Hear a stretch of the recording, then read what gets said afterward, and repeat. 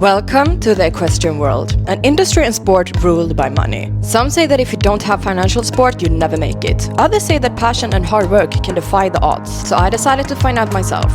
Can you be a successful rider without being rich?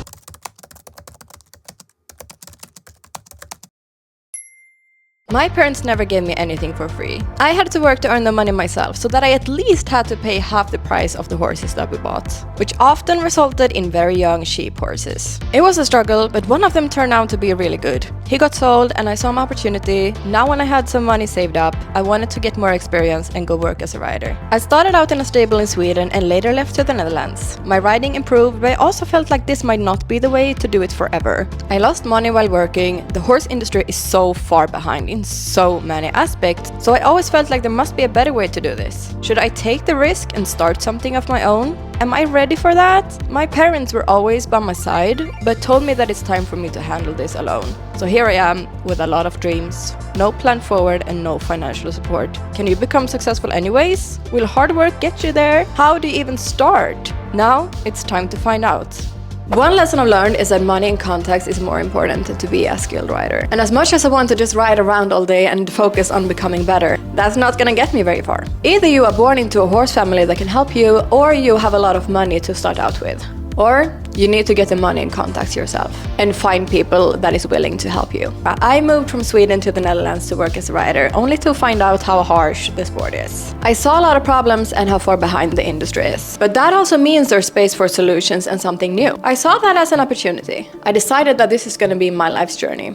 To experiment with my own life to find out. Is it possible to be a successful rider without money or parents supporting? Can you start something of your own and build success that way? Even in an industry that is so far behind. So I'm back in Sweden, but I'm going back to the Netherlands in 6 months. So I have 6 months to create a system that actually works. Get extremely mentally tough, get the contacts and get skilled. I had a call with one of the top Dutch trainers and he said, well, the south of the Netherlands is probably the most difficult place to have a successful business as a rider because there is so much competition. There is so many stables, so many good riders. How hopeful. He told me that I need to figure out a way to start making money. And a lot of it, if I'm gonna be able to put up with all the costs. That's also where I think I need to make something different. Offering what everyone else does is simply not enough. And I know what you're thinking, this sounds absolutely impossible. So let's break it down. What do you need to become a successful rider? You need to earn money and afford to be in the sport. You need to have a lot of contacts, someone that can help you, and horse owners. You need to be a skilled rider and constantly getting better. And maybe the most important one, you need to be extremely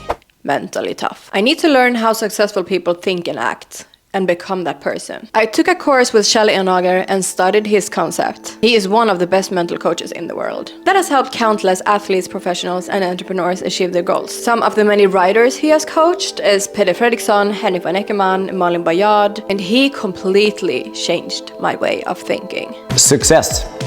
If someone says success, how do you picture that? How do we know what it is? I have had the fortune to travel around the world and work with very successful people, so to speak. Some of them have been fighting pilots. Some people have been opera singers. CEOs around the world or top athletes are doing extremely performances.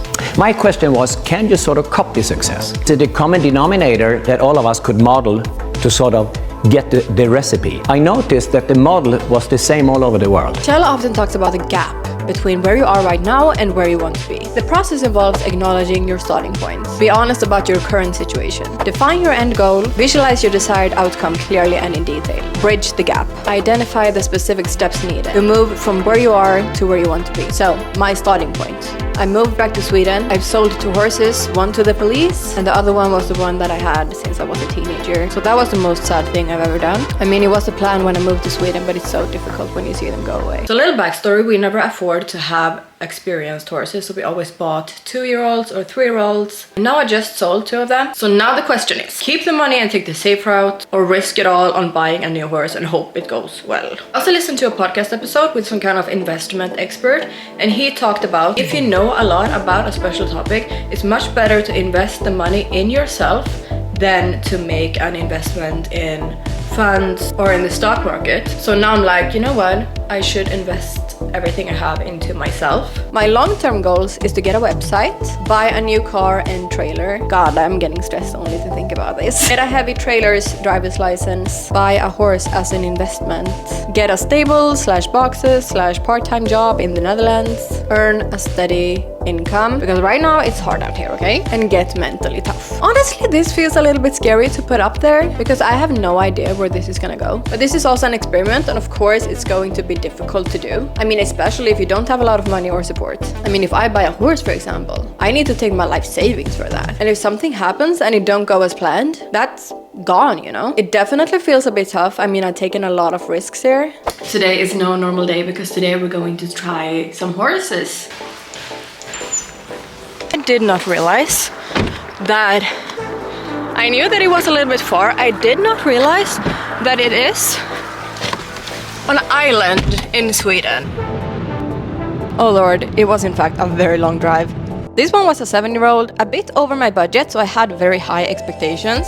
It was a nice horse, don't get me wrong, but for the price it felt like too big of a risk. It needed a lot of work. I was interested, but still wanted to see what other options I had. Good morning! Today I'm gonna look at another horse as well. It is a horse from one of the girls in the same stable as me. Yeah, I'm really excited about it, so I'm gonna leave now because otherwise I'm gonna be late.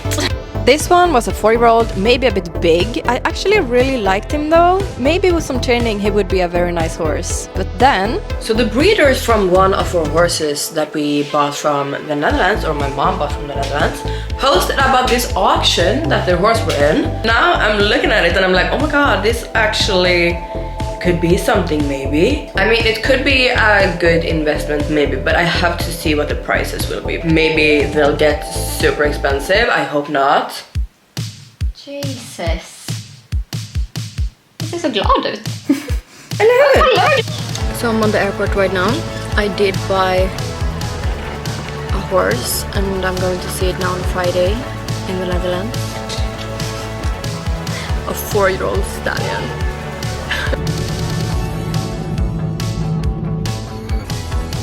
So now I'm in the Netherlands. I've been here for a day or two. Today I'm going to see the horse. I am in... I don't know if you can see. Right now I'm looking for horses for a client that is coming to Sweden in January. And oh my god, I'm nervous. I'm gonna call the stable owner now to tell her that like, hey, I bought a stallion. Jag har köpt en häst från Nederländerna faktiskt. So now I'm in the car. I'm gonna drive to see my horse that I bought. And it's like 2 hours from here, so let's go.